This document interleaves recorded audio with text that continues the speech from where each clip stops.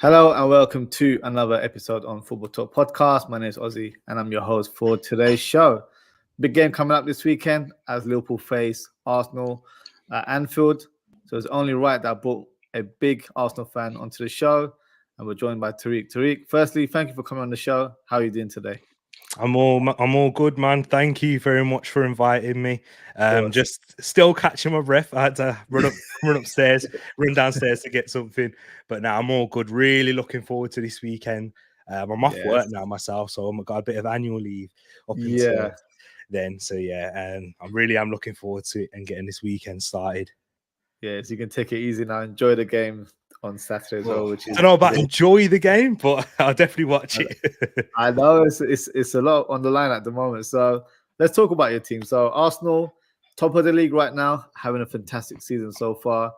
How are you feeling about the team's progress in terms of the way that they're winning? Because it's not the traditional Arsenal way. They're winning games in different manners. What are your thoughts on the way Arsenal have played so far this season? Yeah, it's been an interesting start, to be honest, because at the very beginning of the season, we beat Manchester City on penalties in the Community Shield with our full team, with our first team, with a lot of important players there. And then ever since then, we lost Timber in our first game. So we've won games and we've picked up enough points, obviously, to be top of the league at this stage, but it hasn't been at our flowing best that we saw at the beginning of last season, for example. But it has been a very different Arsenal team in the fact that we look to be a bit more defensively stable. We're slower in progressing the ball. We're coming up against a lot more low blocks.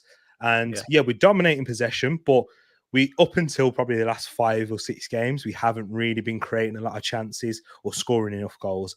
But we've kind of seen a click now since the likes of Gabriel Jesus is back into the team, really integrated and fit, firing after he had a knee injury that he had to kind of get some cleanup done during the summer. And now we've really found our best 11, likes of Kai Havertz, Declan Rice, who have settled into this midfield, really found their role and flying at the moment. And as we're going into this game, we're just coming off the back of our best performance of the season. So it is feeling good, and it feels like we continue to improve and build. There's still things that we can definitely work on. And we'll definitely get into that as well today. But definitely feeling good and happy about us so far. No, that sounds good. I think, the Timber signing for me was a good signing when it first happened. He had a good performance. I remember against Man City, it was in the Community Shield. So he really stood out. So he's been unfortunate in terms of his injury there. Let's talk about some of your summer signings. So you've got Raya, who joined on loan, which for me was daylight robbery. I don't know what Brentford tried to give him out on loan. Then you had Timber as well, which was a good deal in my opinion. Yeah. Kai Havertz, for me, be honest, when you signed Kai Havertz, what was your initial thought of that signing? Oh, I was shocked. I didn't think it would be a signing or even an area of the pitch that we'd really looking to improve in the summer. And of course, he's been underwhelming at Chelsea. But there was a lot of talk when he initially came through the door. When Mikel Arteta did his first interview that was put on the club website, he's a really versatile player. We see Spacey see him as a midfielder, and he was listed on the website as a midfielder. So that kind of got a lot of Arsenal fans on social media and Twitter thinking, okay, it looks like Arteta might be playing him as a midfielder. Then we saw him in the Community Shield as a false 9, and people thought, okay, this is going to be something similar towards his Chelsea days. Yeah, exactly. But then in the first game against Nottingham Forest, he played in midfield. And from then, it was quite slow starting, especially on the ball. We didn't look like we was a better team in possession with him there, losing what Granit Xhaka can give us with his passing range. And Granit Xhaka, coming off the back of his best season at the club, he did leave on a high, really. But we knew his weaknesses, especially in transition. We've seen in games against Liverpool before, with big open spaces, you don't really want Xhaka involved in that. But I was one of... And I'm glad I got the social media is good for this because you can check back on the tweets, guys. Exactly. I got my receipts. I was a big defender of Kai Havertz because I saw the improvement that he added defensively for Arsenal. Off the ball, it shocked me because when you think of Kai Havertz, you don't think of a tenacious player, well organized in his defensive structure, very good winning his second balls, duels. Like, you don't think of him as that because he, with his style, you'd probably see him as more of a technical player that's looking to get unearthed. And we're kind of starting to see that now. But base level and was very good, and what he gave to the team from there. And Arteta, that was a big reason why Arteta really wanted him, of course. And now he's adding those goals into his game, playing with a bit more confidence, getting, you know, flicks and tricks and getting into those tough defensive duels like we saw against Newcastle, like we also saw against Aston Villa. He's not afraid to get stuck in again, which is the way he plays, and his body. He kind of deceives you with that because he's a tall, skinny player, but he's very competitive. And Mikel Arteta, one of the things he said is he's willing to go to war. So I can understand why a lot of the people within the game really rate him, whereas as fans, you kind of look, what does he quite bring? He's not excellent at anything.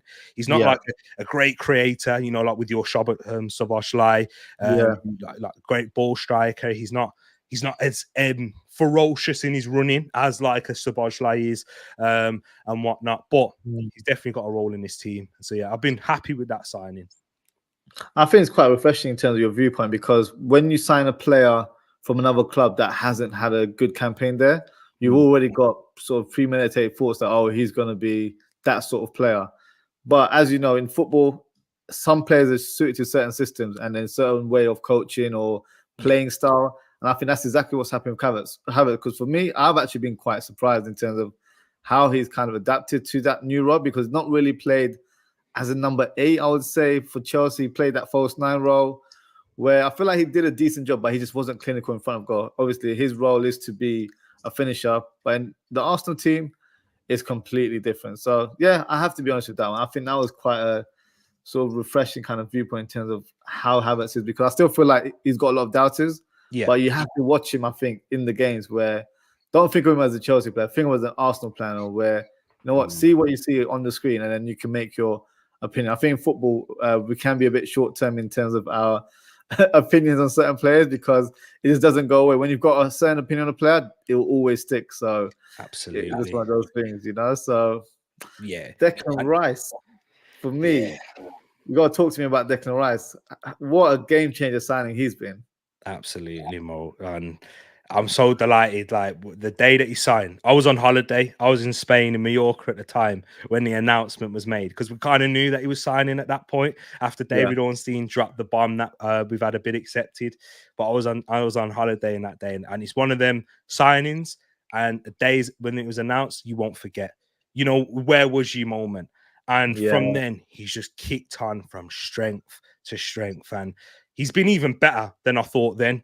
And what he would do, because I thought, okay, with Declan Rice, very good off the ball, defensively, energy, but he's really surprised me with how he's on the ball and technically how he's taken to life, you know, in a different style of play with Mikel Arteta under David Moyes, having a lot more responsibility in the build-up phase and in and around the final third, trying to break down low blocks and adding that goal-scoring prowess when he does enter the box, whether it's from set pieces or like we saw against Luton with a last-minute winner. And his character was always one of the things I was so excited about, having him in there, consistently out there on the pitch, leading. But he is he's improving, and I still don't think this is his final form, Ozzie. I still don't think, because a brother of the channel on here and a brother on my channel, Ends, he's not the biggest fan of Declan Rice. Okay. I had a bit, and in the summer when it was like, oh yeah, we're getting Declan Rice, he's going to take us there. I mean, he wasn't a big fan of him, and he has had a lot of his doubters, because people think, oh, you know, English tax overrated. Because, you know, English player in the Premier League, they always get a bit overgassed. He's not at the level of Rodri. And when Mikel Antonio said in that, no, this guy is just as good as Rodri, you just haven't seen it yet because he plays for West Ham. Even that took me aback. I'm like, Rodri levels, game winners, and the trophies he's won and what he's done for City for a while. But I can see it. I can see what these players and coaches are thinking of with Declan Rice. And yeah, man, he's going to be huge tomorrow for us. Because this game, like we saw in the second half, how when it became a bit more open in transition, and that's what Liverpool thrive in. But that is what Declan Rice likes as well. breaking up play, getting in and around the pitch, carrying the ball under pressure. Because with Liverpool, when they do try and counter press, he's going to be massive for that. So yeah, man, they are delighted with this signing, and one of the only signings that's been over 100 million, but worth every single penny. Seems like a bargain now, doesn't it? I think, I'll be honest with you, I'll put my hand up in terms of Declan Rice. Yeah. I would probably say a few years ago, I always thought he's a decent player, but he's not worth the transfer fee, because he was linked to a lot of moves back in the day, and he'd be called like Chelsea, especially 68 million. I'm just like, it's not worth it. But the way he played for West Ham last season, I thought he's ready for that next step up. So I'm not gonna lie, I was quite disappointed that we weren't linked to him, because for me, I feel like he would have fitted into our system to a T. And I feel like he's just blossomed under Arteta right now. Ozzie, if he was with you right now, bro, you'd be winning the league. Like, I think you'd be quite, because that's, you know, one of the areas with Liverpool where you're not, where you look quite vulnerable in that, where he would eliminate all of that and give you more as well. So I understand your frustration in why he wasn't linked with Liverpool, why Liverpool weren't one of the main teams that were going in for him, because you know, you're a massive club. Jurgen Klopp as your manager, and the players that you've got in and around there would have suited him. You've got the English core in there too. Mate, honestly, if he was playing for you guys, I think you guys would probably have about 5 more points easily. You'd probably be unbeaten right now. And I don't even think he was people's first choice. So if you'd ask a Liverpool fan during the summer, who would you take? I think a lot of people will probably go for a few names. So I remember a lot of fans saying Caicedo, which obviously we bidding for, got hijacked. But for me, he's a talented player, but he was, for me, more suited playing in the double pivot, where we don't really play that sort of setup. And a lot of, I think the other name was Tchouaméni, but obviously he's not leaving Real Madrid anytime soon. So for me, it was always Declan Rice, because naturally he's a 6, can play as a number 8, and if required, can even play centre back, because that's what he used to play in his youth days as well. So for me, that 100 million sounds like a lot of money, but you know how the market is right now. 100 million is actually not that much big of a deal. There's a lot of players going for that price nowadays. So we become desensitized to the 100 million when you when you look at the goings on at Chelsea and whatnot, and what Man United have done as well of late. But yeah, I think you know, with your thought on Declan Rice, I shared that same opinion 60 to 80 2-3 years ago. Not for me, but last season, because we saw him playing that number 8 role more of showing it's what he can do, carrying the ball, attacking, passing the ball, and getting in around the final third, chipping in with goals for West Ham. That's what takes you up to over like the 80s and to £100 million player, because you need to be a game changer as well. That, let's be honest, Ozzie, because it's £100 million is a big investment for any club, and you're going to need to get some attacking return in that aspect. And you know, you've spent a lot of money on Verge and Alisson, but game changers, because Alisson's a game changer with what he can do at the back line. But Virgil van Dijk, not just what he does defensively, but scores big goals from set pieces too. So that Declan Rice, definitely been worth it, man. And looking forward to seeing him play tomorrow. Yeah, it will be an interesting battle, especially in the midfield. Just got a comment here from Madison Smith. He says, is this game won or lost in the midfield? I think that is the key area in terms of how both teams are set up, isn't it? Absolutely, bro. And I want to ask you a question with your midfield. What's your thoughts, Ozzie, on the Liverpool midfield at this moment in time? Because it's not as settled as it could be. Because we're lately seeing Trent move into that, probably the past 2 games or so, because of McAllister's injury, and he's probably been one of the first names on the team sheet in McAllister this season. And you know what he gives you in possession going forward, but in transition, what do you make of your midfield so far? I think at this stage, I wanted a number 6, if I'm being honest, in the summer. I think McAllister can play that role. I know he does play it for Argentina. He was playing it in Brighton as well, but it was more on the double pivot. So I don't feel like he was a traditional lone number 6. But I've liked what I've seen from him, to be fair. I know fans are quite stuck on in terms of his natural positions, that, he's a number 8, you shouldn't play as a number 6. But I think it's a short-term fix for the bigger picture. I feel like what he does on the pitch doesn't actually help the team. So I'll give you a comparison. So we've got Endo in our team as well. He's a natural destroyer.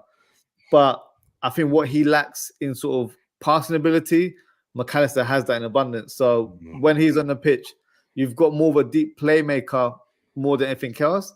And with Trent playing there a couple of times so far this season as well, that could be his long-term future as well, because passing-wise, we all know in terms of, like, you don't have to have an agenda against him. We all know he's got a good passing ability on him, but he's not a destroyer as such. He's someone that can get the ball and just fizz it around the pitch. So for me, I feel like Klopp might be stepping away from having a traditional number 6. I think he might prefer to have a more of a playmaker more than anything else, which is why a lot of fans are, wishing for Thiago to come back, because then we can see someone doing that in a deep lying position, because he did it at Bayern Munich. Yeah. But God knows when he's going to return. So it's one of those things. But I think next summer, I do expect us to see a number 6, or maybe Trent will be that new guy. And that's a big debate amongst us Liverpool fans. What's your viewpoint in terms of Trent? Because from an outsider, do you think he should be transferred into a mainstay midfielder now, or do you see why Klopp plays him in a right back position? I've been a big defender of Trent, and within my friends and within the circle, they call me a Trent lover, and fellow light skinned brother as well. So they always say it's a bit of an agenda there, with Trent. So I love Trent, and I see the positive that he brings, and everyone talks, all the rivals and even some Liverpool fans defensively. Yes, that, but what he gives you going forward and attacking, world class. There's midfielders that aren't on that level. But the question you asked there, Ozzie, about would you take him out of that position and put him into the midfield? For me, no, because of the freedom that he allows, that he has when going forward in that right back role. You've seen it already. He can invert. He has much more freedom to go out wide and invert when he's there. Yes, the defensive 1v1 aspect he's not so great at, but he's not as bad as what people say as well. I've seen him have good games. I remember when he was very young, he was up against Leroy Sané in the Champions League, and he did a very good job on him there. And that's one of the best wingers in the world right now in Leroy Sané. And I think with that, you just have to manage the risks. Now you've got Konate who plays out on his sides. That's someone who is very adept of covering in those areas. And when you was at your best, you had Henderson having a lot of that role in that right centre mid position. And then when we talk about Szoboszlai, and that's another thing, because he's not been in great form because of what he's been tasked to do, because he has to do a lot more running because of Trent, and to allow the freedom that Trent has. And that probably takes a little bit away from Szoboszlai's game. For someone who is a creative player and can do Trent-esque things, probably not to the level of Trent. So I would keep him out in that right back space, if it was me. And what I also wanted to say as well, because you are transitioning in your midfield from more of a aggressive, dogged, but you used to have, into a possession-based, bit more fluid and trying to dominate teams with a bit more possession. What kind of 6? If Trent doesn't move there, do you see you guys signing? Is it going to be another Fabinho, or is it going to be a different, like a McAllister, but with a bit more of a Busquets or a Roger? I think it's the latter. I think it's going to be someone that is more of a technical player rather than someone who's a straight up destroyer, because we had Fabinho, and obviously the reason he left was due to not having the legs. Let's just be brutally honest. So, but I think the way Klopp wants to play, he wants to play more of a technical game. Our midfielders, like you said, it was more or less like a workhorse kind of midfield where they were industrious. They were trying to press on the opposition rather than be the creative spark in our team. So our creativity came from our fullbacks, where it still is the case, but we've got more runners in our midfield now. We've got more energy. I think we've got the highest stat in terms of long shot goals. We've got 9 goals in the Premier League. I think Arsenal are 8th, so they're second to us. So last year we wouldn't be in those charts because we didn't have any guys that were shooting from long distance. It was mainly keeping the ball, keeping it tight, making sure we're not giving the possession away. So I feel like Klopp is evolving in terms of that midfield. In terms of names, I'm not too sure, because I know we're linked with Palhinha, who I do like.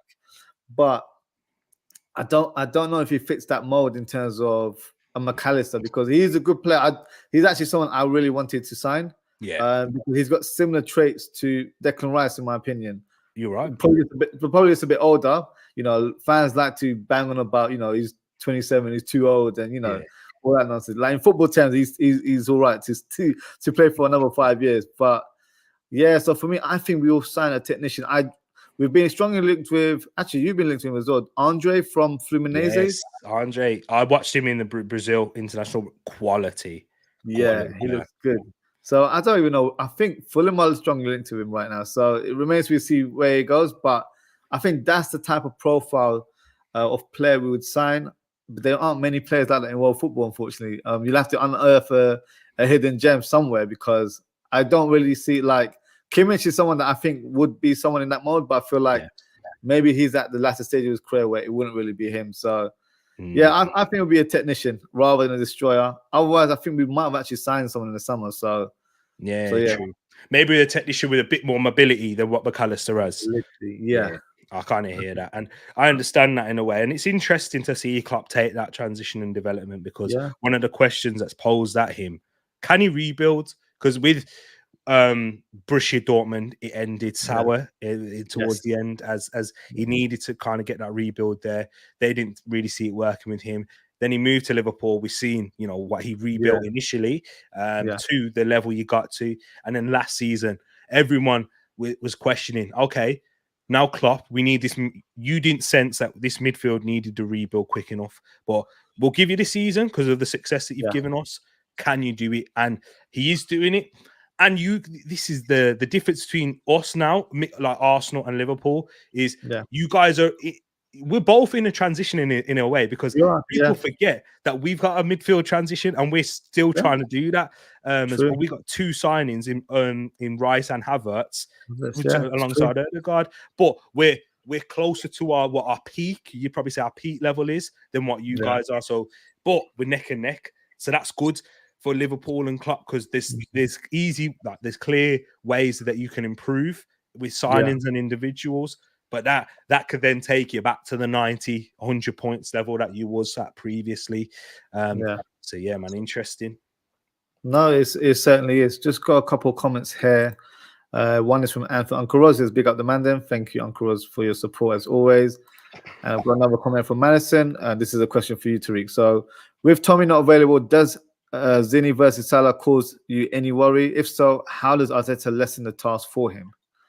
Madison, I love this question, because this is a thought on all of our minds as Arsenal fans, and I've been chatting to people on Twitter about it even today. What we should do with the Zini and Salah thing. I am, of course, I've got natural worries because Salah's your best player, Ozzie, and your goal scorer and your main creator as well this season, with a lot of assists to his name. But so that the natural worry there. But I take back to what the game was happening at Anfield last season. What was Zinchenko versus Salah a problem? I don't think that was the biggest problem that we caused ourselves in the second half. The issue was we couldn't keep the ball and we kept turning it over. We couldn't get the midfield involved in that game. Liverpool with their press and the Anfield crowd that got up there. And our midfield hit a little bit in the second half, and we didn't have the same sort of assertiveness and dominance as we did in the first opening 20 to 30 minutes. And Zinchenko gives you that. It's Arteta's best analogy that when he was describing Zinchenko, is like a blanket, right? If you with a blanket, your top half is getting cold, so you pull the blanket up, but then that leaves your feet exposed, and then your feet start to get cold. So it's just about managing, which one's the priority at this moment in time. And in that game at Anfield, what we saw was Gabriel peel out to the left when you guys were trying to transition on us, and Gabriel was on Salah, and Zinchenko would be centrally. And this time, I think we'd probably even be more stable, because we can have Declan Rice cover into that centre-back space, can cover a lot of ground. We're not worried he's going to break down like a Thomas Partey would if you give him too much space that he needs to cover. So I think that with Saliba there too, rather than Rob Holding, another centre-back that can cover a lot more ground, more mobile, better in possession, just all round 100% better player than Rob Holding. We are well suited for this. And so I'm not as worried. Of course, if Tomiyasu was fit, he would start this game. We saw at the Emirates game, Ozzie, the game that he had against Mohamed Salah, and he was excellent in the Emirates. But I would definitely start Zinchenko. I wouldn't take away a Kai Havertz for Jorginho just so we can have a bit more defensive cover there, because that takes away our attacking threat. And I think that can make the midfield more lost when Liverpool eventually do have their period. We're going to have to suffer. Just like you guys know that, because we're two top teams at the at the top of the league right now with high quality, where we're going to have periods we're going to suffer, and especially at Anfield, and you're going to have periods we're going to suffer, just having to ride that out. And as fans, try and keep enough nails on our fingers so that we could not bite them enough towards the end. So yeah, man. No, that's a fair point. In terms of Liverpool, so as an outsider, what have you made of their season so far? Have you been surprised at progress? Because like we were touching on earlier on, that we've got a new midfield just like yours as well. Has it surprised in terms of us, in terms of the league position, or did you expect Liverpool to be nearabouts at the top, challenging for top 4 at least? Yeah, I have been surprised, to a certain extent, because how the amount of points that you've picked up. I thought that you would be within a title challenge because I'll just rate Jurgen Klopp and the Liverpool team that you've got and the star players that you do have. But you have to, I'm sure even a lot of Liverpool fans will be, because no one really saw Van Dijk returning to the level that he's at now. True. Returning back to almost where he was, 2-3 years ago before the injury, because of what we saw from last season. I know Joel Matip's not going to be available for the rest of the season, but even the level that he returned to, he was awful last year. Joel Matip. I remember watching the Wolves game, and he was horrendous, and he got taken off in that one. And Joe Gomez, there was a lot of, all the memes with Ice Spice going all around. Like Liverpool looked like they lost that defensive structure that you had with a lot of your key players. But so there has been a surprise in the return to the level from them guys, but also your resilient. Some of the games that you have played, you've been, you've ridden out, and you're picking up points where you probably don't deserve. But that's the sign. But what do we always say, Oz? Like when Man United were at their peak, that's a sign of champions. That's a sign of winners' mentality. And Pep Guardiola always speaks about you guys with this. Liverpool don't give up; they don't die. Like that's the thing that you guys have, and the amount of goals that you score. I know it's, again, of late, it's not been, and there's been a lot of talk around the Liverpool fan base with certain attackers like Núñez, Diaz, not scoring enough goals and creating as much chances as they should. But you have so many options there. I always thought, Liverpool will score goals, but I thought you'd concede more. With what we level on the amount of goals. 15, I think isn't it? Yeah. And that's a credit, again, massive credit to Van Dijk, Alisson, because you've got world-class players there who are the best in the world in their position. Alisson's the best goal. If Arsenal had Alisson, we'd probably be on 5, 10 less goals than we've conceded right now. Or Anna Van Dijk, of course, as well. But so you guys can take a bit more of that risk and look a little bit more open, because you've got the talent to cover yourself there. Do you know what I mean? So have been surprised, definitely. Yeah. What do you make of that whole goalkeeping situation at the club? Because with Raya and Ramsdale, when Raya was signed, did you, from a fan's point of view, think, oh, he's here to be number 1, or did you think, oh, he's here to be number 2 to play backup? Maybe due to the nature of the deal, because it was a loan deal as well. What did you think of the move? Yeah, I bigged myself up earlier with the other calls, with the other transfer. I said, I saw the vision, I saw this and that. I'll be honest, I didn't think that Raya would come in straight away and be a number 1. Okay. I thought it was going to be a bit more of a Ramsdale, Raya rotate, and then at the end of the season, you decide who's your number 1 there. Since the Everton game, when he came in, Raya has looked shaky. We can't lie. We have to be honest. Hasn't looked convincing, and he spoke about it as well, talking about he's still adapting from the style of play. Sorry, that was different at Brentford to where it is now at Arsenal. What Arteta's asking him to do, and I now understand it. But initially, it was like Ramsdale. Yes, he's got his weaknesses, but is it that much where you need to address it and rectify it this summer? It's something that we could kick the can down the road and rectify when there's a world-class option available. True. And what I'm seeing now with David Raya is, yes, he's still having moments of shakiness, especially when dealing with some crosses because of his aggressive positioning. Always at the front post, so he can get in with a back post cross. And if Trent does what he did against us last season, a little dink, then it'll be problems. I don't think that Raya will make that save that Ramsdale did for Konate because he'd be too far forward. But I understand the vision, and he's given us more stability as well. Raya has, because he almost plays as like a left centre back when we're in possession at times. Yeah. He's so far out of his box when we're in possession. Yeah. He takes more risks than Ramsdale, and not one of the things that, and not even a lot of Arsenal fans know this, but Liverpool. I'm not sure you will know this.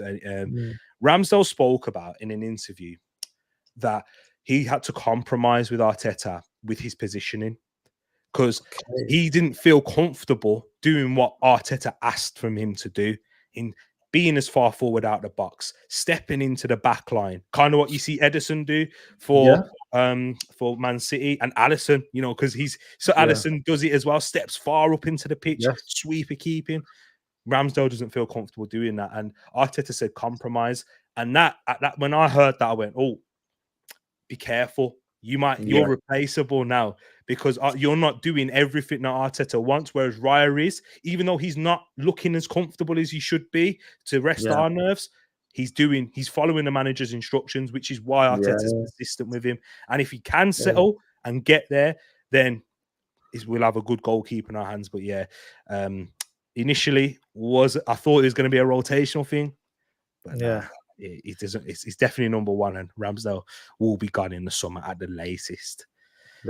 That's an issue. I don't even know about that, to be honest with you, because that actually makes sense now. Because I do feel like Arteta is the type of manager that has a lot of pride, so he has his own methodology in terms of how he wants football to be played. So if you're a goalkeeper and you're not really following the instructions, like you said, you are replaceable. There is no one at your club that is not replaceable. So that's an interesting point, actually, because with Raya, I've always thought he's a good goalkeeper, but I just didn't know if he could make that jump up to that next level, playing at the highest level. He looks very shaky. I think playing for a club like Arsenal, that shirt is weighing him down a little bit. So 100%. I think the more games he plays, the fan base, do you think they'll have enough patience for him, or it might not go to plan? Because I think Ramsdale might even seek to leave next month because he wants to get in the England squad, doesn't he? So it's a good question, Ozzie, because I don't know if they will because of Ramsdale being a fan's favourite. They still chant his name at the games, Aaron Ramsdale. So I think tomorrow, bro, is going to be huge for him. If he comes out of that game and he has a blinder and he makes, we've seen him go to Anfield and make save after save. I think Jurgen Klopp was one of the managers that really praised him. He said, David Raya is like playing with a number 10 in goal with how he is on the ball. Because with his we can pick long passes out. He was doing it for Tony. He now does it for Havertz as well. If he has a blinder, I think Arsenal fans he'll get their hearts. But Ozzie, bro, if he does what he did against Luton or Chelsea or anything like that, I think that could be, we want Ramsdale back in goal from the match going fans and even a lot of the online fans too. And I think then Arteta has a decision to make, because if you take Raya out now, Oz, and bring Ramsdale back in, there's no what you've got to understand is Arteta has said this is a failure. So even though fans are saying, oh, why can't you just bring Ramsdale back in? No, he's brought this man in for a reason. He's managed to convince him to come from Brentford, where he was a number 1, to Arsenal. And the only way that you can really make that promise is if you're telling him you're going to be my number 1. True. So if you take him out now and bring Ramsdale back in, you're saying that's a failure. And it's not worked out. And then then you're going to have to make a decision on Raya. And then still you'll have a goalkeeping problem, because that Arteta's not completely convinced with Ramsdale. And then Raya's just not up to it. So tomorrow, bro, it'll be huge. If you might be delighted if he does throw one in the back of the net, but the implications that will mean for Arsenal, I think it'll be massive. Yeah, because I actually remember Raya, I think he was at Anfield and he had a fantastic games against us. So in terms of his shot stopping ability, he's definitely up there. Yeah. But like I said, I think playing for a club like Arsenal, you have to be a certain ilk of a player to play for a big club. And it might happen for him. Obviously, I'm not saying he's not capable of doing that. But obviously, the signs are that it hasn't gone to plan, I would say, and obviously the fan base as well. You guys haven't won a league title in such a long time. There's that kind of like impatience as well to kind of win something this year. So nowadays our fan bases they're not as patient as probably back in the day, to be fair. And another quick thing, guys, the best point you made there is we're questioning whether that shirt is too heavy. I think you've got an element to that, and it has been that right now. And that's the thing with David Raya. When you come to a club like Arsenal, you probably couldn't. I couldn't tell you what his weaknesses were when he was at Brentford because we don't watch Brentford enough. But when you play in Arsenal, you analyze every detail, just like how you would with Liverpool.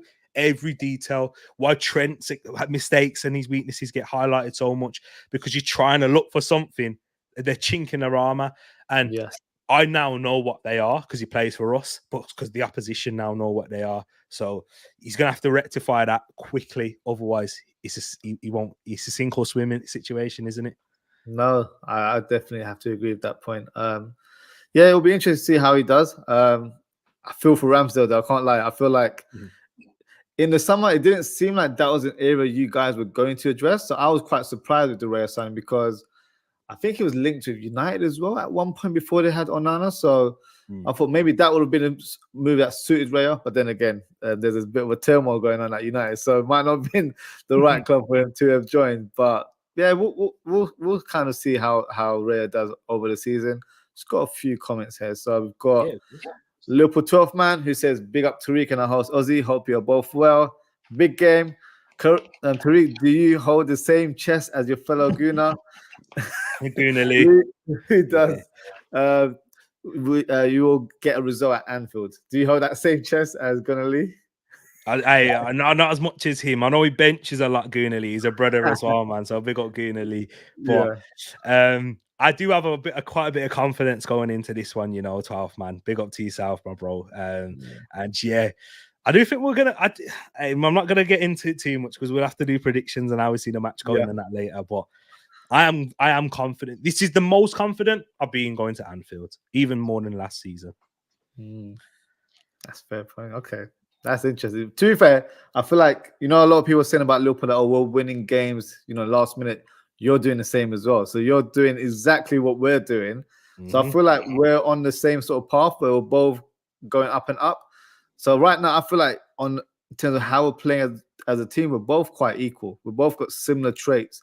So you like you said that when you win last minute games, the United back in the day, that's a sign of champions right there.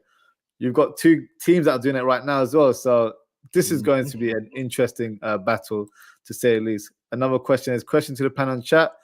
What would be your combined 11? Tereak, if you want, we can do one now. If you want, we can do a combined 11. So let me bring up some graphics and then we can definitely do that right now and then try and do it. So this will definitely be, I'm sure if there's a lot of people in the chat, there'll be a lot of debate in terms of our selection. Chat, get involved. I know it's a Liverpool fan channel, so I'm on away territory, just like how we will be tomorrow. But I understand. I'm willing to make adjustments for the home team. Let me share the graphics so you guys. If I'm not, I might not be invited back, and we've got to play you about 3 times within a space of 2 months. Nah, you're more than welcome back on the channel. Okay, so where should we start? Goalkeeper? I think easy. Yeah, easy, I love you, David Raya, but nah. Yeah, fair enough. What formation should we do? Should we do a 4-3-3? Would that be the both of our formation? Both of the same, isn't it? So left back. So are we going based on current form or in terms of general play? Because obviously we don't have Robertson available. So how do you want to do this combined 11? Should we do it? We'll do it based on current form because with the players that will be available. And exactly. It makes more sense to do it. Yeah. So because if everyone was fit, you'd say, and at their best, Robertson, You'd Yeah. have to argue, but because he's out injured. And then for Arsenal, you'd say for Tomiyasu, throw him up there. So it's really Kostas, Tsimikas versus Zinchenko. Bro, I want to ask you for this one. I'll let you do this because I've heard mixed reviews with Liverpool fans on Tsimikas. But what's your thoughts on him? So I would say, so when Robertson got injured, we had our first game that he started was against Everton. And I remember that game because he had a shocker. So he didn't have a great game in that one. And then a couple of games after that, showing sort of relatively steady progress.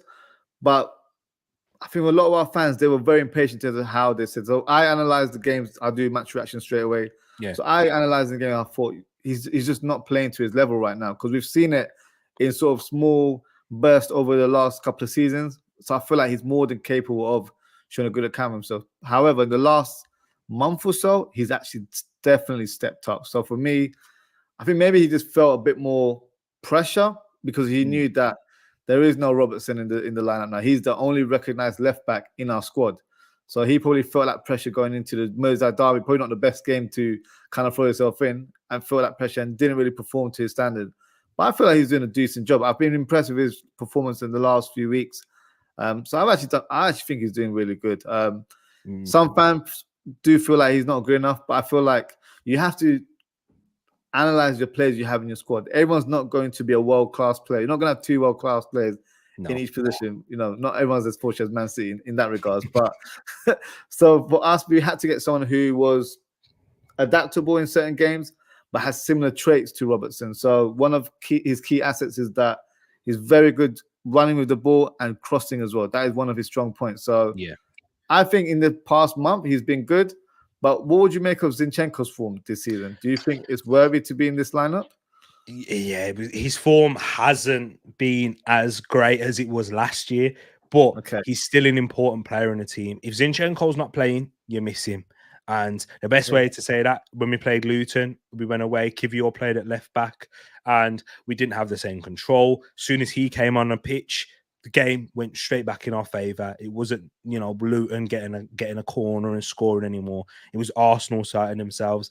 And even against Aston Villa, where people were kind of looking towards him because the ball came from that side, he was important in that game, and he was one of our best players in terms of in possession on the ball. So mixed reviews from Arsenal fans.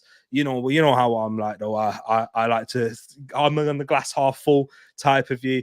But yeah, I'm happy to let the home crowd take this one. I am. Because I'll probably be a bit more adamant in other areas. That's fair enough. I've got a few comments here. So, Daz, thank you for your comment. He says Kostas, and I think he's mentioned it twice now. So, I think so he's definitely adamant that it's got to be Kostas. So, we'll put him in there for now. Just got a few comments here. So, Daz also says, big up. You should try and get Jamie Phillips on with you. Yep, Jamie is definitely someone I've spoken with in the past. So, definitely someone to look out for on the channel. He also said, big up 12th man. And we've got Drunk Vigo says, is this a Liverpool channel? So I am a Liverpool content creator, but I also do Premier League content as well. So for me, it's all about collaborating with great content creators like Tereak, who, you know, make sure if you haven't already, please subscribe to his channel. I like to liaise with different content creators from different teams, not just Liverpool. So, but yeah, predominantly a Liverpool content channel, but we touch all base. Let me do a little plug for you as well here, Ozzie. Great career mode. You can see how he manages Liverpool in the AFC.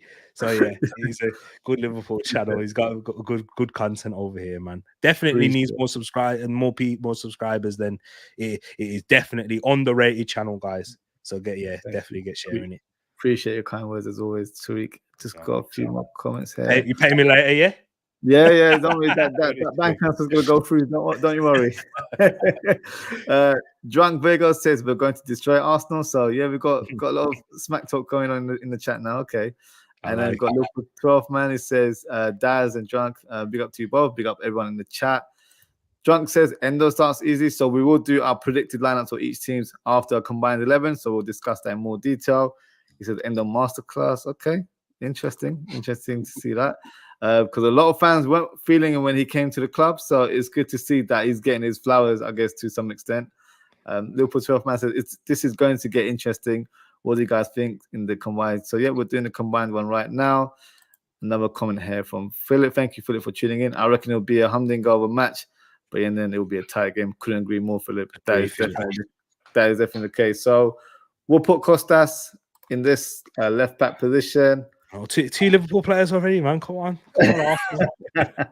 So centre back.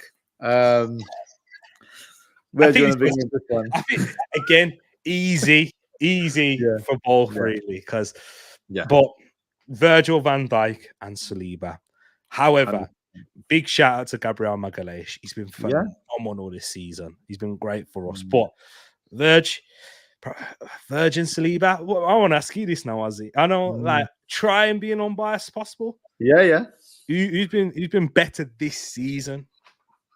Between the two, it's close. I can't lie. I'll probably just give the edge on Verge, just because I think he's been a bit more dominant. But whereas Saliba, I feel like for a player his age, he's just playing above any level that you expect from a player of his standards. So no, I think Saliba's been fantastic. I think it's quite easy to say those two for me have been the standout performers in defense this season.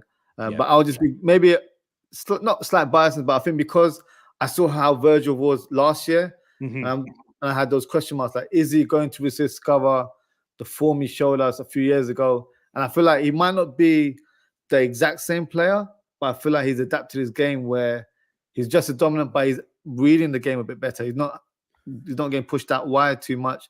And if he is, he's been a bit more patient with his challenges. Because last season, there were quite a few times where I think he'd go to the channels and then just not read the situation very well. So I think he's a bit more mature in his gameplay. So yeah, I would say Verge will just sneak it for me, but Saliba's not far off. I've been very impressed with Saliba because I think there was a point where his future was a bit uncertain because he went out on loan to France, and then I think people thought maybe Arteta didn't fancy him. That's why he got shipped out there. So it's good to see him back in the Premier League, and actually I feel like he's done fantastic since his comeback. So no, I think you spot on with what you said there. I would edge it to Virgil van Dijk as well. Mainly given because of how much responsibility he has. Because you guys are a bit more open, and he has a lot more responsibility, and you conceded the same amount of goals as us. So yeah, Virg, I'd edge him over this season. And even in terms of like player, like Arsenal fans, we love him, and I think that Saliba can be the best centre back in the world one day. But Virg is more complete, like aerially. He's very good, just as strong like as he is in all aspects. Whereas Saliba, aerially, isn't as strong as he's in other components of the game. But yeah, definitely agree. Verge edges it. But yeah, Van Dijk, Saliba. What a backline that is, though. That back too. Yeah, we'll play with him. I think Saliba, he's definitely going to be someone where we'll be saying he's one of the best defenders in world football, like hands down. I think he's got that kind of potential where he can. I think he's already exceeding some people's expectations in terms of how he is as a defender due to his age. He's so young, but he's so mature in terms of how he plays as well. So no, I definitely think he will be one of the best defenders in world football in a few years' time. I genuinely see that. Just got a couple of comments here from so Liverpool 12 man says Saliba said it himself. He hopes to be Virgil van Dijk one day. Virgil has his crown back, scoring goals and top defense, plain and simple. Yeah, that did say that. That he did say that. And Philip's given his team here, so he's given Alisson, Virgil, Saliba, Trent, Rice, Odegaard, Szoboszlai, Salah, Jesus. I'm not sure who put on the left back, so we've gone with Costas. But yeah, we'll chop it up in terms of the other teams. So right back, it's been Ben White predominantly this season, hasn't it? In terms of your right back. Yes, but Ben White hasn't been as good as he was last year either. Really the reason though for that, Ozzie, injury, and he's actually playing through an injury right now. It's because we don't have Tomiyasu available and fit because he's again picked up another injury like he has done, which is frustrating for him because this was his best time in an Arsenal shirt, what we've seen of him of late. And if he was fit, even if he was fit and Arteta was insistent on playing Zinni, I think he would play at right back ahead of Ben White in this game because of his form. But yeah, Ben White hasn't been at his best, and we've seen a little bit of passiveness defensively. Like, I don't know if you saw the Luton game or Yeah. the Ross Barkley goal where I know David Ryan makes a mistake and he should save it, but Ben White's just standing off of him. And the same against when we played Man United with Rashford. The gap's too big there. Close it down. You need to be a bit more aggressive. So that's probably I think that's something because he's trying to manage his body a little bit better. But then your right back, even though he's not played right back every single game, has been phenomenal of late. Bro. So it has to be Trent. It has to be Trent. Just got a comment here from Liverpool 12 man says, are we going to even have a debate? It's not a debate. We'll put him there. No problem at all. I think the defensive mid is not a debate either, in my opinion. It has to be Declan. I can't. McAllister, as much as I like him, I just think Declan Rice, in terms of what he brings to the table, it's just different levels. So 2 number 8s. So we've got. This one's going to be interesting. So Szoboszlai, Gravenberch, Jones, and you've got Odegaard, Havertz. And that's it really for us. For us as well, yeah. Should we do? Okay. Szoboszlai had a good start to the season. And he dropped a bit in form. I know he still scored goals and he scored a cracking goal yesterday. But his performance levels dipped. Whereas it's been the opposite. Odegaard, slow start to the season. And now of late, that Brighton game. Oh my word, Ozzie, bro. Cooking. Some of the passes he was playing, the touches, he was a Odegaard of old. So I'm happy to go with a Szoboszlai Odegaard midfield. Yeah, I couldn't argue with that. I think that's actually got a good balance to it as well, if that was actually in real life as well. So 2 top pressers, as well, off the ball, intense runners. Oof, that spine of the team is a joke, It is, that is actually a very, very solid team. Do you know? I want to ask you about Szoboszlai. Do you think he would be better off the left side of midfield for you than he is after? That's interesting. That's interesting because, me personally, I've been a big fan of Szoboszlai before he joined Liverpool. So I did like a transfer show around March, and I was saying this is the player we need to sign. We were never linked to him, so I was over the moon when we signed him in the summer. And from what I saw of him at Leipzig, he played on the left side more often than on the right side. So that is more of his sort of strength.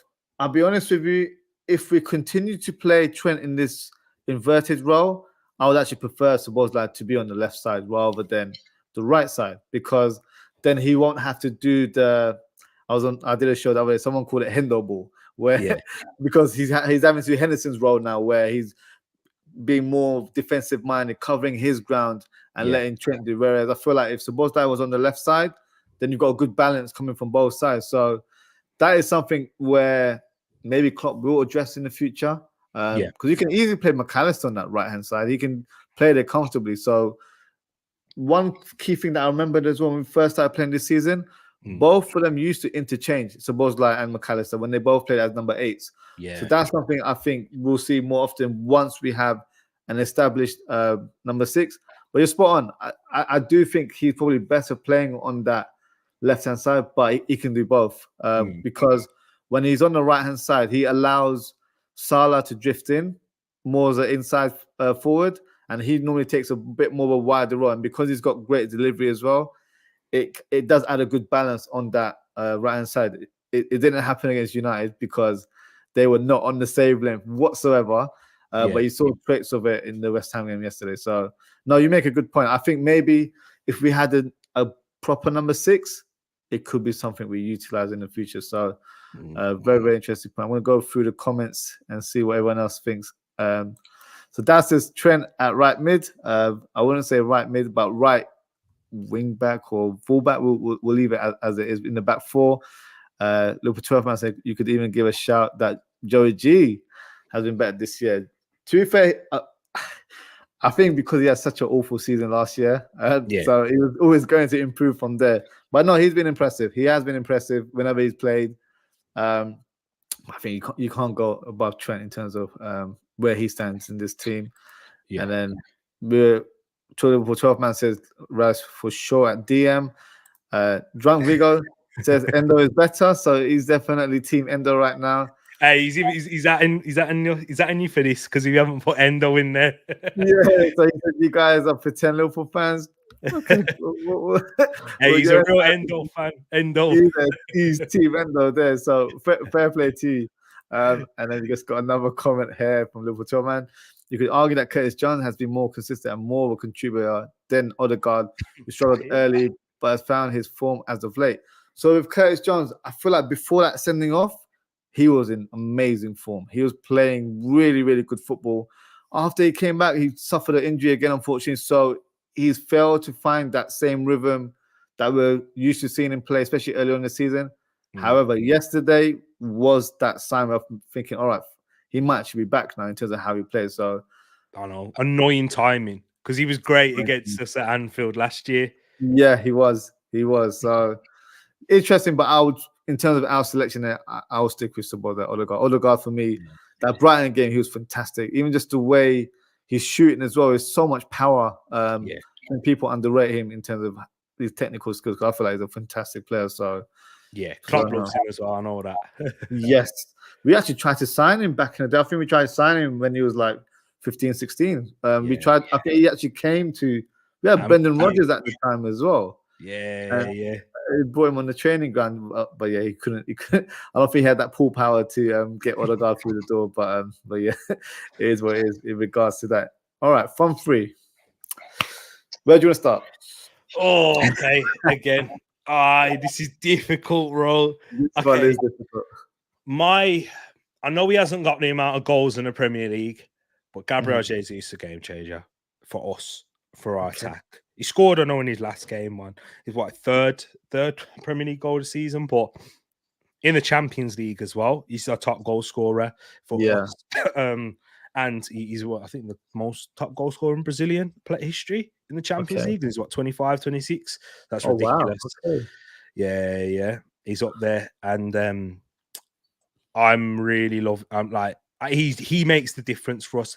Little bit like Firmino in terms of what he's not going to be the most prolific, but just facilitates the attack, pressing from the front, target man, linking up ability is unreal. And when I look at him compared to yours, Liverpool still don't know who to really start up top. Do you know what I mean? Nunez, it was good yesterday, but I was out on the left wing. Yeah.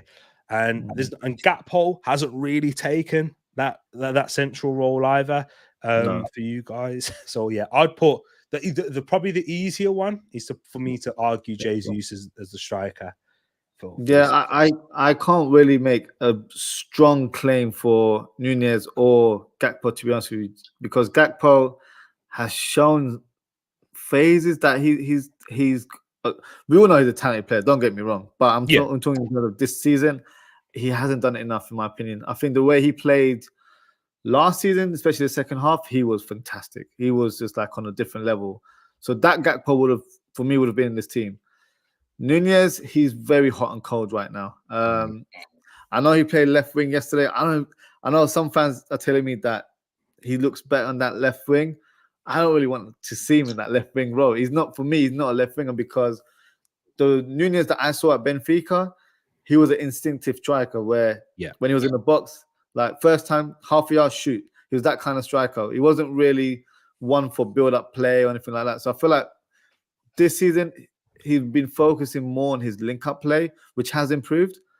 But I feel like he's thinking too much when he gets the ball now. So when he gets the ball, he's thinking, oh, what do I do? Like, do I do this? Do I do that? Like, it's not natural to him now. So I think the pressure as well is getting to him a little bit. But I was impressed in terms of how he performed yesterday. But in terms of overall this season, he's too hot and cold for me. So I think for the front three, I'll give you the striker role, and then we can have a debate about the other roles. So we'll give you Jesus. Do you want to start with the left wing or right wing? Should we do the hardest one, which is the right wing? But then I'm happy to give it to home territory again. But Saka and Salah, let's be honest. I think both of them have had similar-ish season. And I know Salah's got like more in the output, but they haven't been at their best. but they No. continue to get end product and big moments, goals, assists, and that's the marks of world-class players, essentially. When you're not at your best, you're scoring, you're creating, you're having a mark and impact on the game, because they're so good, teams set up for them. With Salah, they know with him what they need to. He's the main goal scoring threat. He's going to be top goal scorer. So teams have a game plan. With Saka, get 2 or 3 players around him, try and stop him before he gets into that final third, kick him, foul him, do anything. But he's still having an impact on the game. So top players. And yeah, man, what would you okay, Salah, I think, again, Salah, because he's got more output, so a lot of people would say that. But what do you make of the Salah Saka kind of situation at the moment? You know, the young prodigy to the master. To be fair, they're having a very similar season to each other, I think, because Salah, in terms of if you're just reviewing his performance, it's not prime Salah in my opinion. I think he's playing decent football, but I feel like he always steps it off in the second half, where it's like the last 20 minutes, and then that's when you see a different kind of. He goes into like second, third gear, whereas the first half, he's not quite there in terms of the game. Maybe it's due to tactics. I'm not too sure, but in terms of what he's doing, goals and assists wise, obviously the output's there. Saka as well. I feel I'm seeing a different version of Saka where he doesn't need to stand out to make an impression on the game, which is actually a very special trait to have in a player. Where sometimes you feel like you have to have a 10 out of 10 performance for you to stand out. Right now, he's probably having a 6 or 7 out of 10, but he's getting the goals, he's getting the assist. In this day and age, that is what stands out. You know, everyone talks about GA and all that sort of stuff. Like that is the thing, isn't it? So 100%, I think they're having a like-for-like season. I would probably say Salah edges it just because he's scored more goals and more assists. But I like this Saka as well, because I feel like you don't need to play 10 out of 10 to make an impression in the game. And I feel like he's maturing as a player. And I feel like he feels at home, and he actually feels like probably one of the leaders in that team, where he's leading by example rather than being someone that's very vocal on the pitch. So I like Saka. I've been a big fan of Saka for quite a while. So I agree with you. Your assessment on that is spot on, bro. Yeah, I think when you guys were having contract talks, I was hoping, he doesn't sign. I'm not gonna lie. I mean, he'd be great in our team, but yeah, he's a fantastic player. So, all right, well, Ed, I'll get the home advice. I'll take Salah on the right hand side. Yeah, left wing. Talk to me about Martinelli, because I'm a big fan of his. But I personally, from what I've seen of him this season, I don't think he's lived up to the heights that we saw a year ago, maybe even 2 years ago. What would you make of my assessment there? You're spot on, my brother, again. And he's caused a lot of spark on social media within the Arsenal fan base as well, because he's not having the output that he did last year. 15 goals and nearly double in goals and assists last year. So he's not had that. I think he's got 2 Premier League goals to his name. But we've seen in moments, and again, because how we said similar seasons on the right-hand side for our talisman, similar to the left-hand side with our South American left wingers. He has moments. He's looked like, especially at the beginning of the season, he looked like, there was times where he looked closer towards his best. I know we struggled because he picked up that injury against us at the Emirates, and that's really kind of taken a hit on him. Because both of them are very energetic, tenacious players who want to get their fullback on a 1v1, take it left, right. And we haven't quite seen that. So Martinelli, I think, has been through a number of factors. The 2 main ones, he picked up a hamstring injury. And he was kind of managing that to begin with at the beginning of the season, but that's all cleared. And 2 is that the dynamic on the left-hand side, Havertz adapting, Declan Rice, because he tends to move towards the left side and midfield, having that missed change at the left back. Because I'm not sure if you remember us, start of the season, Zinchenko wasn't there. So we had Timber, Tomiyasu, Kivior, because Gabriel wasn't even in the team. And there was so much change, and he's not had that continuity needed because we know this guy, like with football, it's all about relationships. 100%. Building those combinations. The best Liverpool team, as we spoke with Trent and Hendo.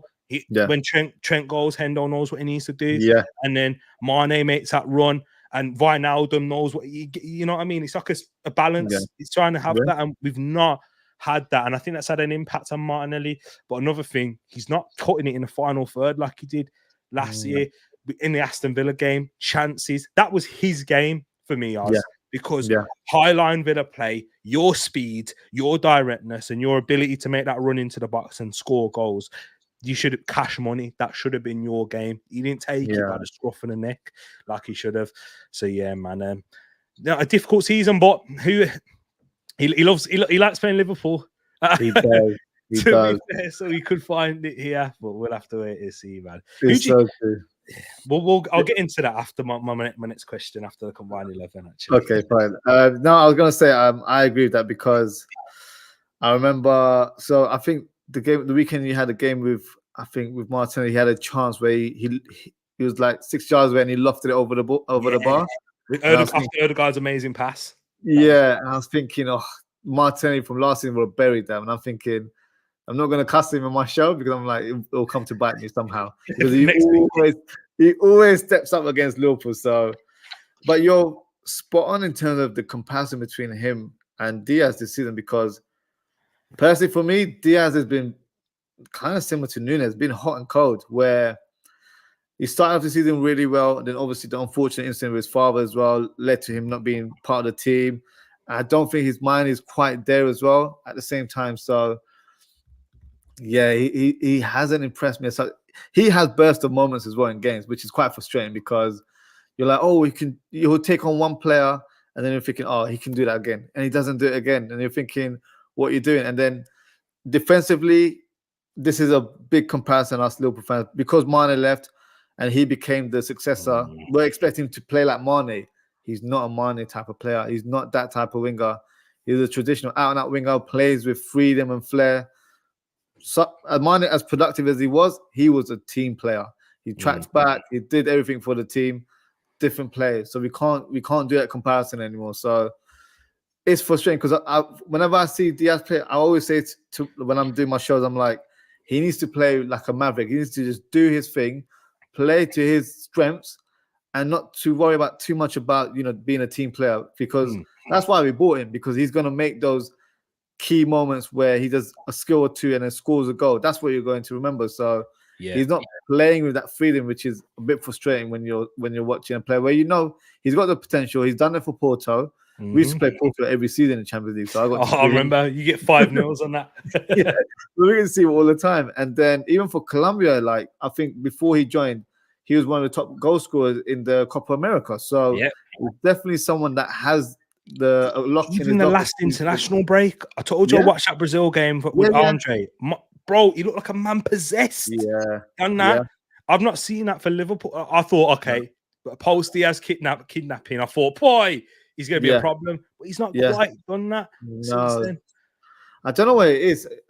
I don't want to pinpoint stuff, but it could be the language barrier as well, because both Nunes and Diaz, Nunes has been probably highlighted more so than anyone else, but different culture, different sort of atmosphere, different, even the league itself is a different level in terms of what they're used to in the Portuguese league. So they're still adapting, unfortunately. And, fans get very impatient. I still have faith in both players, but for me, in terms of how I'm reviewing them, they haven't really lived up to it. So this is a tricky one, because I feel like Martinelli has it as well, but I feel like Martinelli has shown more glimpses, if I'm being honest. But I might give it to Martinelli. I was gonna say Martinelli's Champions League form has been really good. It's been good, really good in the maybe because he has more freedom in European games, where you're playing against European oppositions, whereas Premier League everyone's pressing up on it, and we all know what Martinelli is capable of now as well. So he's not that young player from Brazil. Oh, who is he? You know what he is, because he's been producing that kind of level of performances for a couple of years now. So because in the Premier League we're coming up against more low blocks, more defensive teams. Oh yes. In Europe, they give you that space 1v1 with your fullback. Sorry, Martinelli's gonna do a lot of. He gave Carl Walker a tough time. And that's one of the top 1v1 fullbacks in the league. 100%. So I'm going to edge it for Martinelli. So guys in the chat, let me know what you think. I think some Liverpool fans might think I'm being too nice to my guest here, but you know. And then again, some Arsenal fans are going to think I'm being what silly cast. Oh, come on, like you know. But I think we've done a good job here. Hey, Liverpool fans, give Ozzie a cool, calm time. If Arsenal fans are seeing this, I'm away from home. Cool time as well. Yeah, but we have to have a balanced conversation. We've got clearly, as you can tell, we've gone through each player. There's no agenda. We've highlighted their current form rather than the overall player, because obviously we can have a longer conversation about that. But I think looking at this team, this team will cook if it was real life, to be honest with you. So that would you could play it in either manager's way, Arteta or Jurgen Klopp's way. It will work. Such intelligent players, bro. It's so true. Just got a few more comments. So Liverpool 12 man says, here's the difference. So I think it's in regards to the Mo Salah and Saka debate. Mo is top of the league with GA, with subpar performing season. Saka doesn't have the impact. Fair enough, but I think Saka has shown that he can make impact even without playing really well. That's just my thought on Saka, to be fair. And you're right, in the league, that's correct. And he's not done that to that level in the league yet. But Champions League, most goals and assists and it's his first season in the Champions League. More than Bellingham, more than Højlund and them, man. So, yeah. That's definitely a point there. Liverpool 12 man said, by the way, even with Nunez drought, he has more goals, more assists, and more chances created this year than Gabriel. Nunez. I'll be honest with you, that wasn't I wouldn't say that was an easy call, but for me, it's just like, maybe because I have expectation of our strikers and they haven't lived up to it. That's why for me to think was like, okay, Jesus, I've seen what he's done in the Champions League, what he's done in the league. Maybe he just edges it for me. So, you know, Jesus has been injured. Let's not forget he had that knee injury where he missed the start of the season, and then he picked up a hamstring injury after the back of that. So he's not had as many games, but the games that he has played, influential. Like, it's been massive for us. No, couldn't agree more. And a couple of comments from Daz. Daz says Diaz has been poor since his injury. Yeah, he hasn't really come up in form, to be honest with you. And he says good combined team. That so we've got a bit of plaudits there, which is good to see. So before we do our predicted lineups for each team, I've got a question for you. So we've got a combined team here. Yeah. If you could choose one Liverpool player to sign to transform your team into champions this year, who would it be and why? This is a great question, a massive question. I'd say there's two players that I'm stuck between. Okay. Alisson, Trent. Great shout. Okay. The reasons why. And no disrespect to Virgin, Salah. I just think that we're quite solid in those areas right now. A good partnership with Gabriel and Saliba there, so that makes sense. Exactly. And then with Salah, we got his predecessor in Saka. You know what I mean? This is the person who's going to take up that mantle eventually, hopefully. But the reason with Alisson is because if we had him in goal, he can do exactly what Arteta wants with the ball at the feet and the instructions that he want to do, and shot stopping ability. Like I'm someone who likes looking at underlying numbers. I don't base my opinion just on statistics and all the micro stats into that, but Alisson always outperforms XG. Like there's always every season minimum 5 goals that you should have conceded based on XG, but Alisson overperforms that. And he kind of leaves you. He has a presence. Arsenal fans going into this game, we're like, boy, we need to get the ball past Alisson. I remember that moment last year, bro, when we tried. You know, when you was after the 2 chances you had with Salah and Konate, Martinelli out on the left, and he tries to play it into Saka. I was like, that David De Gea, he's staying on his line.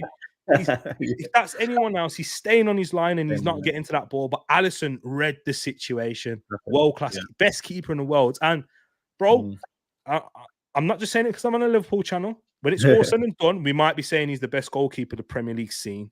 Genuinely. So yeah, and Trent, game changer. Could you imagine him with this Arsenal team, bro? Inverting with Arteta, playing with Saliba, putting the balls through to Martinelli, into Jesus, the creativity. Like Arsenal wouldn't need to sign a midfielder for the rest, because even though he's playing at right back, but because how we overload the midfield, him and a Rice doing his defensive duties. Yeah, sorted. And then Yeah, long term, I want to say Trent. You know, I'm going to say Trent. What Right. about you? Okay, what about you? I want to throw the question back to you, bro. So I've got It can't be Declan Rice, not Declan Rice.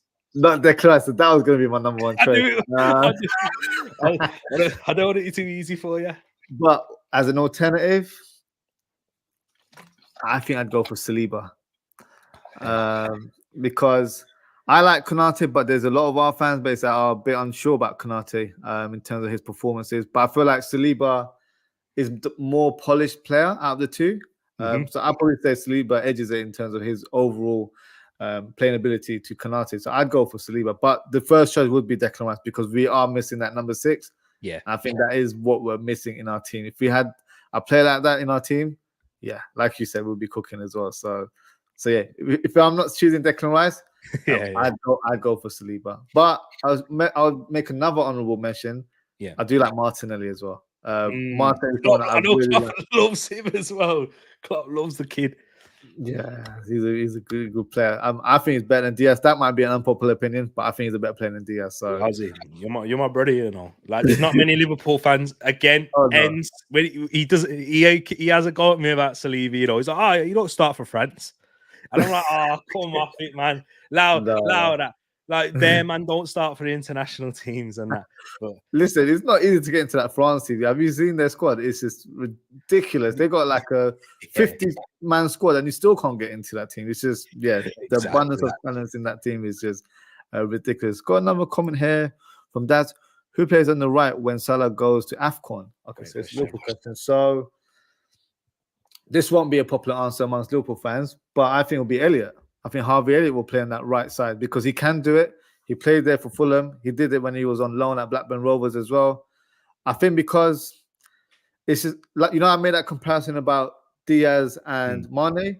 People are doing that comparison with Salah and Elliott, where Elliott is a traditional right winger, but he doesn't have that dynamic speed like Salah. He's not going to breeze past players left, right, and center. So they're thinking he's not good enough to play that role. But take Salah out of the equation, he can still do a good job as a right winger, in my opinion. So I would personally play Elliott there. The other player, if necessary, is Szoboszlai, but I wouldn't play Szoboszlai on the right wing. I know he did it for Red Bull Leipzig. He played on the left at times and right as well, but they had a different setup. They were more of a 4-2-2-2 kind of formation, so it was given more of a freedom to roam around. So I'd go for Elliott. I don't know how fans will feel about it. What would you say to that? Do you think that would be the right choice? Team? As an outsider looking in, I think so again, because with everyone else, it feels a bit more square pegs in round holes there. 100%. Whereas when I look at Elliott, even when he plays in a right centre midfield spot, he drifts out wide a lot and he likes to drift out and comes in. That's the type of player he is. And dribbling in tight spaces is his specialty. Working weaving within those areas, and we saw the goal against Crystal Palace, for example, from again that right side. I think it will work with the team dynamics a bit more. If you're putting out a Szoboszlai out there, you're taking him away from the game a little bit more. If you put in a Diaz or a gap hole, just because they're a winger, it changes the picture of the pitch, how you're positioning in the body in the game. I know he's not going to be a popular one on this channel, mentioning his name, but Marcus Rashford explained it with his interview with Gary Neville. He says playing on that right side is completely different. Your angles is different there, and relationships again. Like they're not going to be used to having those sort of relationships out there. So Harvey Elliott a natural fit whilst Salah's at AFCON, because you don't have another right winger, do you? No. So, that's a good point, because I feel like fans do forget that, because if you're a right-footed player and you predominantly play left wing, you just assume that you can do a job on the right wing. But the thing is, the way football is nowadays, we're not playing footballs like from the 90s or the early 90s, where if you're a right-footed winger, you're just down that byline. No one really plays that kind of football anymore. So if you're a wide man, you're pretty much an inside forward, where you're expected to cut in and try and contribute the goals. Or if your left winger is someone that's predominantly on the byline, that right winger should come in to the near post and try and find that ball whenever it can, when there's crosses being fizzed into the area. So it's all tactical, and not every player can fit in certain roles, because that is one of the headaches that a lot of fans have in terms of Liverpool fans, that when Salah's not around, who goes there? I feel like Elliott can do a job there, especially if it's just AFCON. I think he'll be out for like 2 or 3 Premier League games, so it won't be like a big burden on our fixture list, I don't think. But No, he's more than capable of doing it, so I think he deserves a chance. The way he's played this season, whenever he's come off the bench, he's made a great impact. And when he started, you mentioned the Crystal Palace goal. What a goal that was! So definitely has it in his locker to make an impression. So, and a so final. My final thing on that is with Shabajlai as well, and how Elliot, they can rotate like easily. Yes. You could have Elliot come inside, Shabajlai give him an overlap, which gives him the ability to go inside again, vice versa. So I think that would great, mate, for really good rotations in your attack. Yeah. And I've actually seen that I think we were playing a couple of Europa games, and that's what they did as well. They did, and that is what our number 8s do. They, especially on the right side, they do interchange a bit as well, which is good because with Elliot, he's kind of like a hybrid where you don't know if he's a number 8 or if he's a right winger. He's in the middle, so it allows other players to move around and then find positions where they're in pockets and they can maybe have an impact on the game. So it's all from a tactical sense where I feel like he will do a good job. But I don't know, Liverpool fans might have a different. I think everyone thinks it's the Szoboszlai just because he's multifunctional, but we'll see, I guess, in due time. AFCON's not that far away, so it's only a couple of weeks away, I think. So we'll see how Klopp sets up. So what we'll do now, we'll do our predicted lineup. So as you're my guest, Tereak, I will let you start with the Arsenal team, tell me who you think will be starting for Arsenal. So let me share that with you guys. Yeah. Whilst you're doing that, Raya, that's the one who's going to be in goal. And for me, as I kind of preluded to it earlier, massive game for Raya in what he's going to, in his Arsenal future, to be honest, and how he's going to be seen with the fans. Not really too sure with Arteta, because Arteta seems quite stubborn and sticking to his guns on here, but how the fans will look at him, how they will see him, because it's on a knife's edge at the moment because of some of the mistakes, the high profile mistakes he has made. But for me, I look at it and I say, no, I totally understand what you're going to bring to this team and how you give us more stability, how we're better in possession. Like last season, my bugbear, I mentioned it earlier, turning over the ball, looked like we couldn't get our midfield involved. Just put the foot on the ball, calm, settle down with that crowd, take some real leaders in that midfield. We didn't have it. And that's when you guys had like wave after wave in attack in that second half. And the times that we troubled you was on a counter attack in transition. Whereas in that first half, bopping it about, like we silenced the Anfield crowd in that first 30 minutes. And then you guys got back into the game just with that goal before halftime.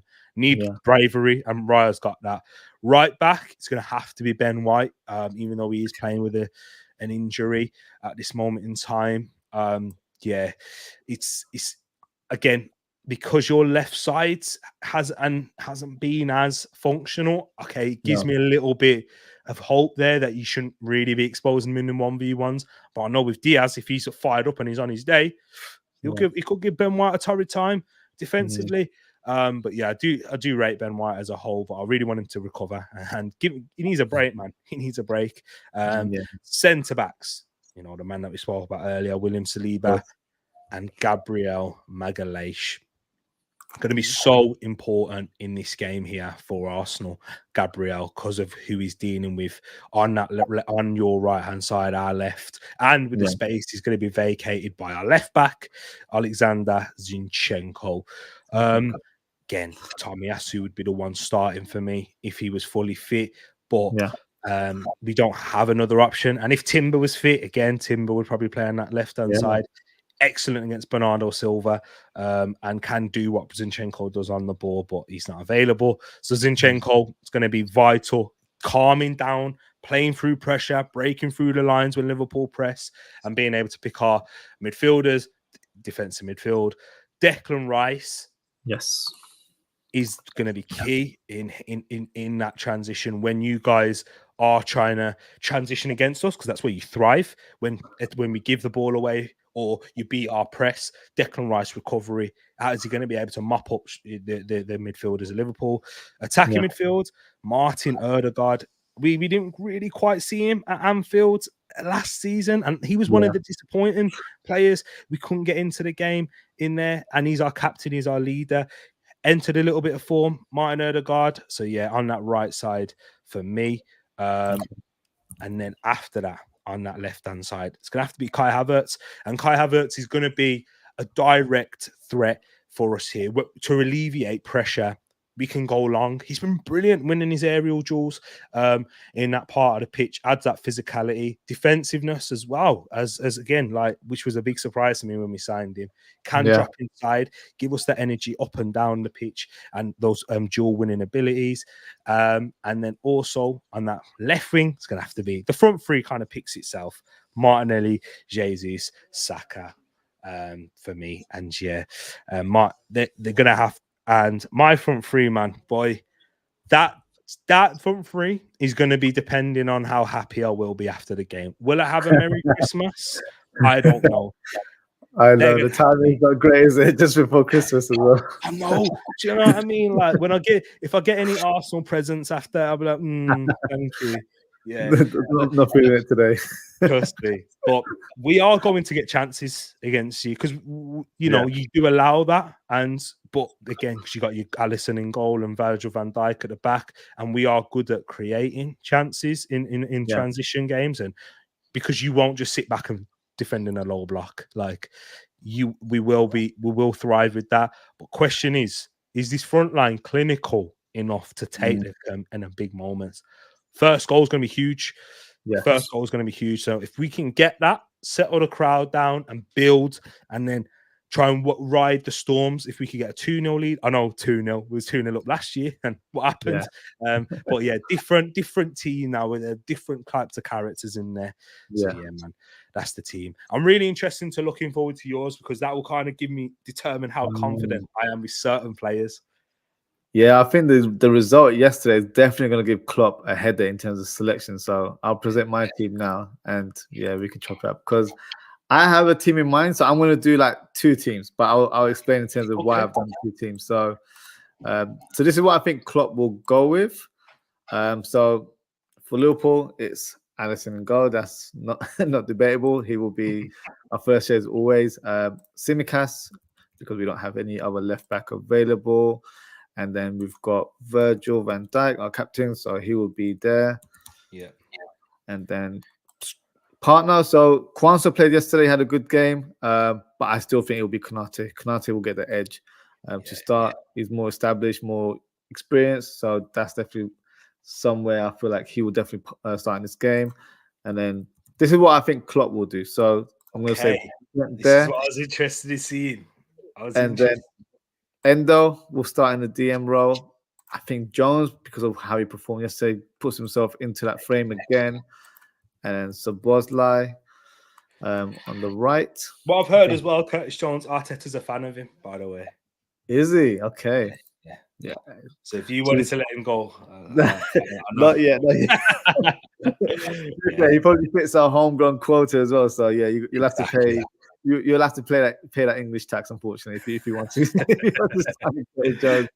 Now, front 3, so it will be Salah. Now this is the stumbling block for me because even though I don't like Nunes on the left, he showed a good account of himself yesterday. So would he fit? I think Klopp might go for Diaz. That's just my prediction for what Klopp would go with, and I think he might actually go with Gakpo in this game. Okay. Now, that's what I think Klopp will go with. So I've just got a comment here from Daz, who says Alisson, Trent, Ibu, Van Dijk, Costas, and Dom. Right. Oh, so he's putting Ryan Gravenberch in there. He's injured, isn't he? I'm sure. So he was. I think he's fit enough, but I don't know if he'll start because I think it was due to fatigue. So it wasn't like a big injury or anything. So he should be in line to start. So Gravenberch is an interesting selection there from Daz, and he's gone for Salah, Gakpo, and Diaz. So the front 3 that I expected. All right, so this is my this is what I would like to see on the pitch. So this might be an unpopular opinion. So I want to see Trent as a number 6. I'll put Gomez. Bro, if I'm being honest, I think Nacho best team for this game. Yeah, this is what I would do. But I think because Klopp, I know he's tried Trent, and this could happen, but I'm not 100% sure because when he brought Trent on yesterday, I think he played for about half an hour. He played in this number 6 role, and I feel like the way he was passing the ball around, it just helped us open up play. which is probably why we scored so many goals when he came onto the pitch. So this is what I would like to see. And actually, up top, I'm starting Nunez on the left. Okay. And Gakpo in the center, because I feel like with these two on board, if it doesn't work out for Nunez on the left, they can interchange quite comfortably. Gakpo is predominantly a left winger. That's where he played for Netherlands. That's where he played for PSV. So more than comfortable playing there. And it can also provide uncertainty to the Arsenal backline as well. So do you know what as well, bro? My team. This would be my team. Another thing, what this, I think again, I think this is your best team for that for us because of our weaknesses and areas that you can expose, and you know sorting out your weaknesses as well. But our strength is scoring from set pieces. That is a massive team. Nunez, Gakpo, Trent, Szoboszlai, Joey G, Konate, all over 6 foot. Yeah, and defensively from set pieces. Do you know what? If that's the team Klopp goes for, I might not be as confident. But if you went for the team that you think he's going to go for, that gives me more. Because, you know, Martinelli versus Trent. I know, again, Trent's ability going forward, the best way that we can try and pin him back is by keeping Martinelli in, get like, you know, try and keep him there as us. Our best form of defense is attack. So if we can pin him back as far as possible, but yeah, and then try and isolate the midfielder, because our eights like to, you know, a bit like yours, drift wide. Try to stretch the pitch out, make it a really open space, and I think our midfield will be better at dealing, because you haven't got a quote unquote 6 defensive destroyer. Will be better at dealing with that than yours. But and then again, you've got the transition. You got to literally, you can pick out any pass in Trent, whether he's in midfield. You got that solidity defensively, one-on-one, who's stronger in Joel Gomez. Yeah, man. Bro, what a game this is going to be, I'm telling you. That's the thing. So, right, for me, I can't even predict the lineup, but this is what I would go with.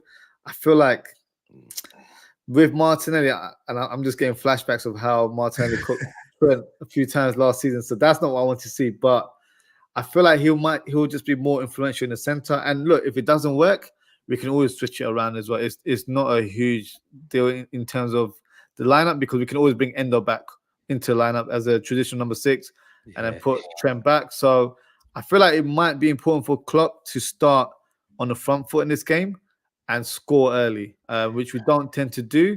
We tend to concede first, which is something that has been one of my criticisms of the team, where we concede the goal very early, whether it's individual errors or we haven't woken up due to probably 12-30 kickoffs. You know, we've been playing so many this season. But I feel like that is something we need to really cut out of our game. We have done well recently, but I feel like in this game with this magnitude, you want to really go on the front foot. We actually tried that against United the other day. For the first 10 minutes, we were aggressive, but we just couldn't convert any finishes. So that is something I feel like we should really approach into this game. Just got a comment here from Double D. He says, "Where's Harvey, man?" I like Harvey, but I feel like for this game with Szoboszlai scoring that goal, I'm sure that goal is going to give him a lot of confidence going into this big game. And then Jones as well. You can't displace Jones in the team. He's just scored 2 goals yesterday.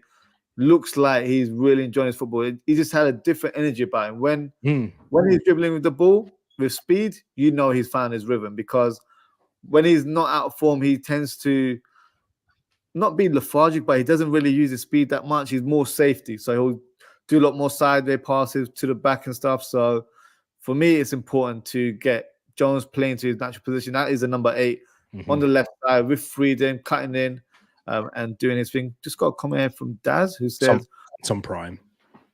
What's the it's on Prime? Yeah, I think it's on Prime as well. So that'll be our Boxing Day game, isn't it? Yeah. So that's coming.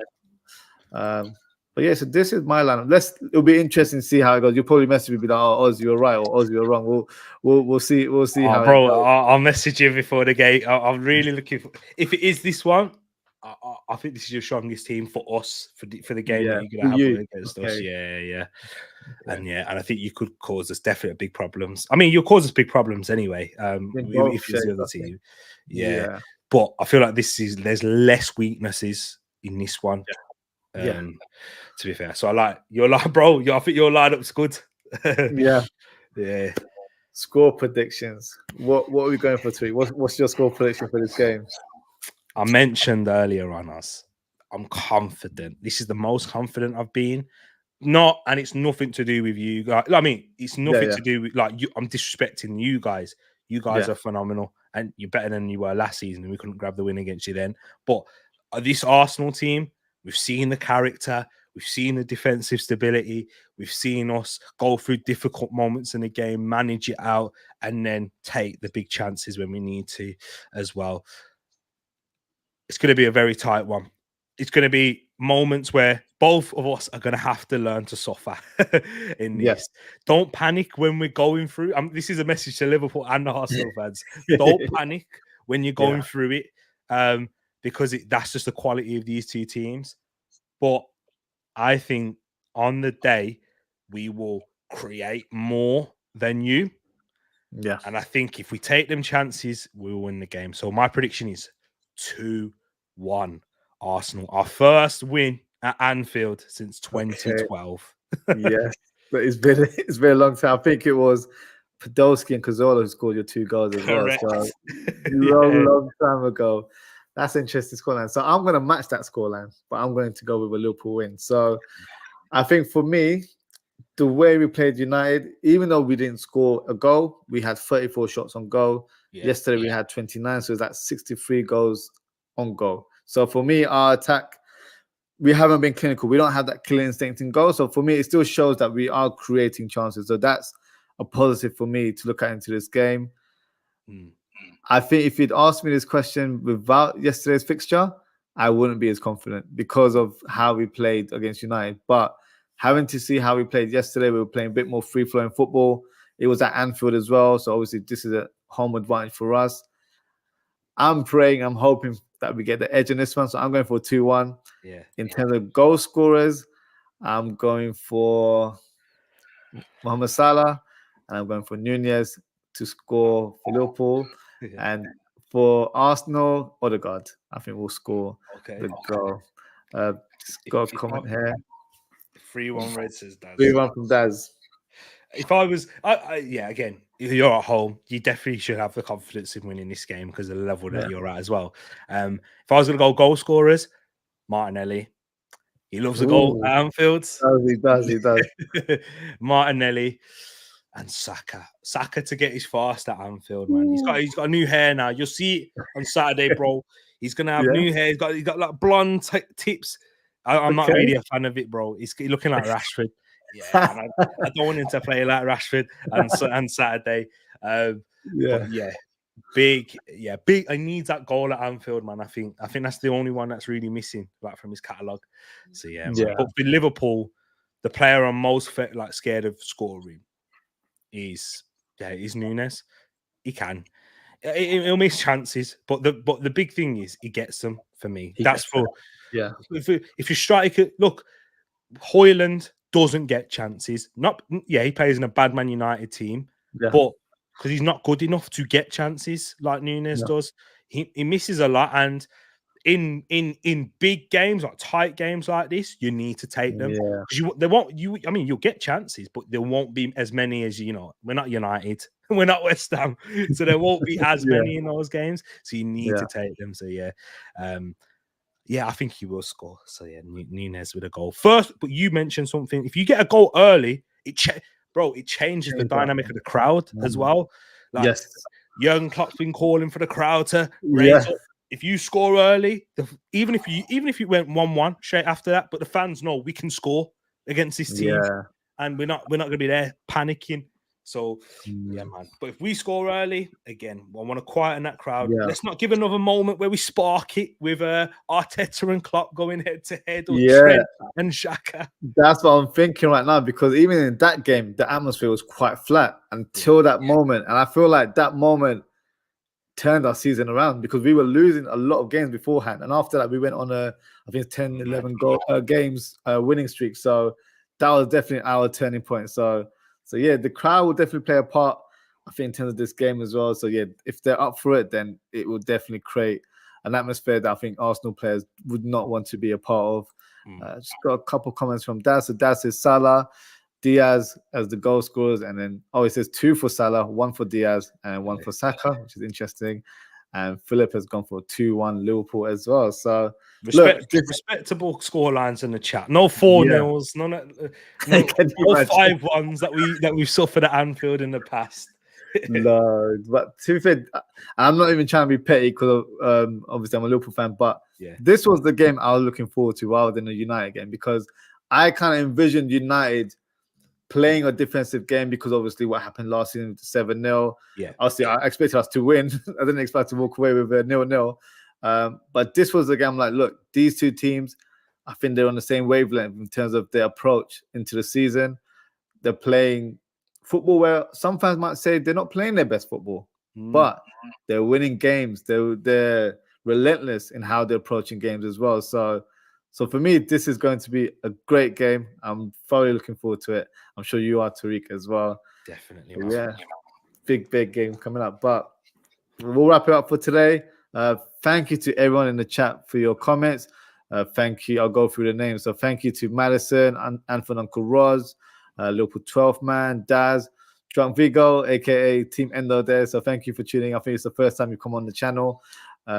You've got Daz as well, Philip. So yeah, thank you guys for tuning in. Thank you for contributing to the show as well. Tereak, big thank you to yourself. I've always done 2 hours talking about our teams here. Thank you for your time. Thank you for coming on the channel. Please let the people know where to find you on YouTube and where to follow you on social media as well. Again, thank you so much again for Ozzie for inviting me on. It has been a pleasure, and one of my most, and I'll be honest, one of the most enjoyable football chats I've had in a while, man. Yeah, and proper football conversation, debate, discussion with a like-minded brother as well. So yeah, you can find me at Tereak Talks. I will be doing a match reaction after the game. It won't be as instant as Ozzie, so you check Ozzie's first, and then you can hear from a rival's perspective. Maybe if we lose, if we lose, you want to hear what we're saying, and I'll give you Liverpool praise if it's deserved. But yeah, if we win, you probably won't want to. But yeah, you can check out future content on Tereak Talks. I also do a Premier League preview show as well, guys, where you guys can get your predictions in. That will be tomorrow evening. So yeah, join us over there for that. For all football, not just Arsenal, but all football content there. Appreciate you again, my bros. Oh, appreciate you coming on the show. Thank you for coming on. Yeah, so Tereak kind of does the same sort of content as me, where we're both diehard fans in terms of our teams, but we love to speak about football. So Premier League shows, we both do Premier League shows. So please make sure to subscribe to Tereak Talks. I've tagged the channel in my description, so all you have to do is click it and you go and hit the subscribe button. It only takes literally a few seconds. Just got a couple comments there before we end the show. So Philip says, Tereak, I would love a 4-0 Liverpool. Of course you would, Phil. Of course you would. And then Double D says, great show, lads. Thank you for your comment, Double D. As always, guys, take care, stay safe, and hope to see you all very, very soon. Goodbye.